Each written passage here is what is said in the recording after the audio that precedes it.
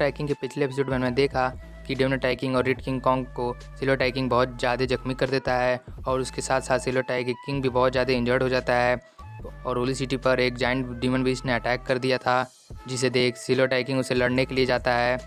The silver टाइकिंग episode 69 की शुरुआत होती है। तो हम देखते हैं कि सिल्वर टाइकिंग को देखते ही वो डीमन बीस्ट सिल्वर टाइकिंग पर अटैक करने लगता है। सिल्वर टाइकिंग डीमन बीस्ट पर अटैक करने के लिए उसकी तरफ जाता है, तब डीमन बीस्ट सिल्वर टाइकिंग को अपनी तरफ आता हुआ देख उस पर अपने पंजों से अटैक करने लगता है।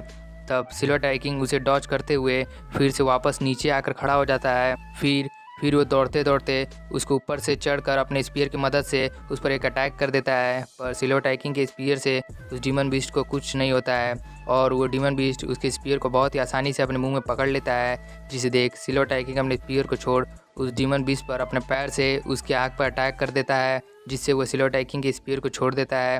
तब सिल्वर टाइकिंग अपने स्पीयर को पकड़कर वापस नीचे आकर खड़ा हो जाता है, जिसे देखते ही डीमन बीस्ट बहुत गुस्सा हो जाता है। तब सिल्वर टाइकिंग डीमन बीस्ट को अपने पीछे पीछे होली सिटी के दूर ले जाने लगता है ताकि होली सिटी खतरे में ना आ जाए।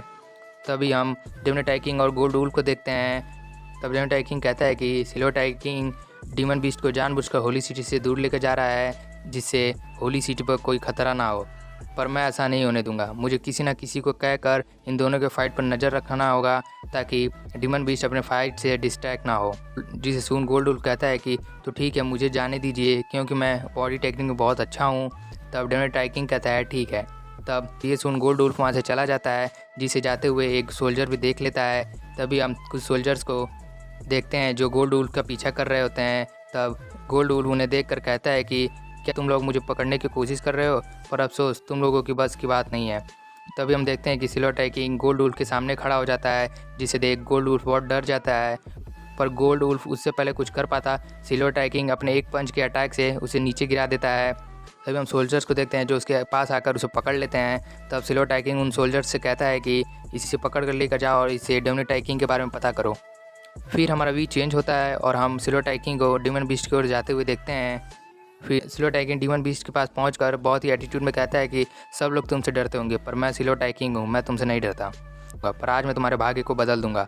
पर सिल्वर टाइकिंग के ये बोलते ही वो डीमन बीस्ट बहुत गुस्सा हो जाता है और सिल्वर टाइकिंग पर अटैक करने लगता है, जिसे सिल्वर टाइकिंग डॉज करते हुए उसके पीछे आकर खड़ा हो जाता है और फिर अपने martial god skill snow demon freezing skill का यूज़ कर इस पर अटैक कर देता है। पर सिल्वर टाइकिंग के इतने पावरफुल अटैक के बाद भी उस डीमन बीस्ट को कुछ नहीं होता है। फिर वो डीमन बीस्ट सिल्वर टाइकिंग पर अपने पंजों की मदद से अटैक करने लगता है। सिल्वर टाइकिंग उसके अटैक को डॉज कर अपने स्पीयर की मदद से एक फॉर्मेशन को क्रिएट कर उसके सिर पर अटैक कर देता है और इसे कहता है कि तुम होली सिटी के गार्जियन बीस्ट बन जाओ। इससे वो डीमन बीस्ट और भी गुस्सा हो जाता है और गुस्से में बहुत दहाड़ने लगता है। तब सिल्वर टाइकिंग कहता है या तो तुम किसी एक पर्सन के गुलाम बन जाओ या फिर किसी क्लियंट के साथ उसके पार्टनर बनकर उसकी मदद करो, जो पता है कि तुम जरूर कोई अच्छी चॉइस चूज़ करोगे। फिर सिल्वर टाइकिंग आगे बोलता है कि अगर तुम होली सिटी के गार्जियन बीस्ट बनते हो तो मैं तुम्हें लेवल 6 के होली बीस्ट बनने में मदद करूंगा, जिससे तुम इतने पावर हो जाओगे कि तुम किसी भी मार्शल गॉड से लड़ सकते हो। पर अभी के लिए तुम यहाँ से चले जाओ और जाकर पहले आराम करो, जिससे सुन डीमन बीस्ट बहुत दहाड़ने लगता है और फिर वहाँ से वो चला जाता है। तब सिल्वर टाइकिंग कहता है कि तुम मेरे हुक्म का इक्का बनोगे। ये कहते हुए वो एक पेड़ के पास जाकर कहता है कि अब मुझे इस समय का फ़ायदा उठाकर खुद को रिकवर कर लेना चाहिए। सिल्वर टाइकिंग कल्टीवेशन करने के लिए बैठ जाता है ताकि वो खुद को रिकवर कर सके, पर तभी हम वहाँ पर किसी को आते हुए देखते हैं जिसका पता सिल्वर टाइकिंग को भी चल जाता है। तब वो तुरंत अपने आँखें खोलता है तो उसके सामने यूजुमी खड़ी होती है, जिसे देख सिल्वर टाइकिंग कहता है कि मुझे नहीं लगता है कि तुम यहाँ पर मुझे मारने के लिए आई हो, तो फिर यहाँ पर तुम क्यों आई हो। तब यूजुमी कहती है मैं यहाँ पर तुम्हारे साथ एक डील करने के लिए आई हूँ, जिसे सुन सिल्वर टाइकिंग खड़ा हो जाता है। फिर वो आगे बोलती है कि मैं अपने क्लियंट के साथ इस फाइट को यहीं पर छोड़ दूँगी, पर इसके लिए मेरी कुछ कंडीशन है। मेरी कंडीशन ये है कि और मेरे मून क्लियंट को आराम से बाईमैंग माउंटेन पर रहने दिया जाए, तो तुम इसके बारे में क्या सोचते हो। तब सिल्वर टाइकिंग कहता है कि बाईमैंग माउंटेन मोर्टल वर्ल्ड के बहुत ही अच्छा दफन करने वाला जगह है के नाम से जाना जाता है। क्या तुम सच में अपने पूरे मून फॉक्स क्लियंट को वहाँ पर लेकर रहना चाहती हो। यूजुमी कहती है तुम्हें इसके बारे में सोचने की कोई ज़रूरत नहीं है, तुम मुझे ये बताओ कि तुम इस डील को एक्सेप्ट करोगे या नहीं। सिल्वर टाइकिंग कहता है मेरे 2 सवाल है। पहला कि तुम्हें क्या लगता है अगर मैंने इस डील के लिए हाँ बोल दिया तो पूरा ह्यूमन क्लैन तुम्हारे मून फॉक्स क्लैन को जाने देगा, और दूसरा कि एशियंट टाइम से मून क्लैन कभी भी एक स्ट्रॉन्ग क्लैन नहीं रहा है और तुम लोग बस दूसरे स्ट्रॉन्ग क्लैन पर डिपेंड रहते हो, तो फिर तुम आज अचानक से डीमन से छुटकारा क्यों पाना चाहती हो। तब इजुमिंग कहती है क्योंकि इस समय तीनों क्लैन के मार्शल गॉड दूसरे से फाइट कर रहे हैं और उनके बाद उनसे जो दूसरे नंबर पर सबसे ज़्यादा स्ट्रांग है वो भी मार्शल गॉड माउंटेन पर इकट्ठा होकर एक दूसरे से फाइट करने में लगे हुए हैं, जिससे ये अंदाज़ा लगाया जा सकता है कि वो लोग लगभग 3 या 5 सालों तक वापस नहीं आने वाले हैं। मैं जानती हूँ कि अभी तुम्हारे पास उतना बड़ा ओहदा नहीं है कि तुम सभी ह्यूमंस को मना सको, पर निसंदेह तुम तुम्हारे क्लैन के बहुत ही पावरफुल पर्सन हो। अगर तुम इस डील के लिए हाँ कर देते हो तो किसी में इतनी हिम्मत नहीं होगी कि तुम्हें रोक सके। जहाँ तक तुम्हारे दूसरे सवाल की बात है, तो क्योंकि डीमन खुद को डीमन क्लैन के गॉड मानते हैं, जिसकी वजह से मेरे मून फॉक्स क्लैन को उनके सामने सरेंडर करना पड़ता है। मून क्लैन कॉम्बैट पावर में बहुत ही कमज़ोर है, इसी वजह से हमें हर साल अपने क्लैन से हर साल डीमंस को अपने क्लैन की सबसे खूबसूरत और जवान लड़की को उन डीमंस को देना पड़ता है। फिर इजुमिंग बहुत ही उदास होते हुए कहती है कि मैं कसम खाती हूँ कि मैं अपने इस लाइफ में अपने मून क्लैन को इस गंदी जगह से ज़रूर निकालूंगी और मैं बहुत ही स्ट्रांग बनूंगी, जिससे कोई भी भविष्य में मेरे क्लैन के वुमेन को परेशान ना कर पाए।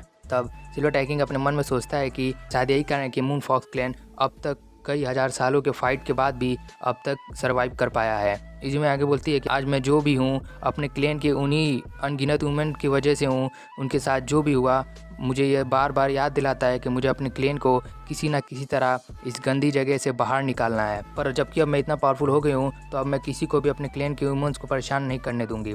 तब सिल्वर टाइकिंग कहता है कि तुमने बहुत हार्डवर्क किया है इतना पावरफुल बनने के लिए, ताकि तुम अपने लोगों, दोस्तों और अपने चाहने वालों को सेफ रख सको। इसके लिए मैं तुम्हारी बहुत प्रशंसा करता हूँ, पर तुम्हें इस बात का डर नहीं है कि मैं तुम्हारे क्लैन के पीछे पीछे आऊँगा।